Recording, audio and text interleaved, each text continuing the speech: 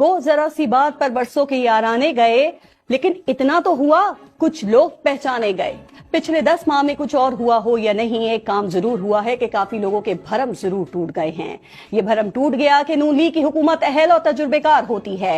ये भरम भी टूट गया कि मरियम नवाज बहुत मकबूल और क्राउड पुलर लीडर हैं। ये भरम भी टूट गया कि इमरान खान को तो सियासत नहीं आती।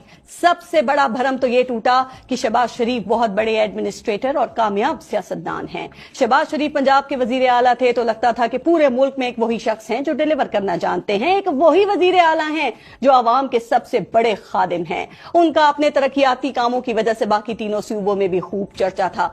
उनकी पंजाब स्पीड पूरे मुल्क में मशहूर थी। उन्होंने कामों में मजीद तेजी दिखाना शुरू की तो पंजाब स्पीड बढ़कर शहबाज स्पीड हो गई। उनकी इसी स्पीड का चीन तक चर्चा हो गया। वो यही शहबाज स्पीड लेकर वजीर आजम बने तो ये स्पीड अवाम और पाकिस्तान के फायदे के बजाय पूरे मुल्क को उल्टी पड़ गई।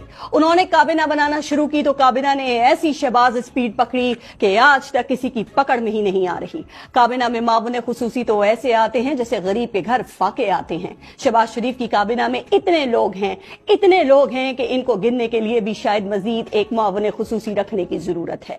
शहबाज स्पीड मईशत ठीक करने की तरफ गई तो मईशत ने खाई की तरफ इसी स्पीड से सफर शुरू कर दिया। मिफ्ता इस्माइल की जगह इसहाक डार को लाया गया, लेकिन शहबाज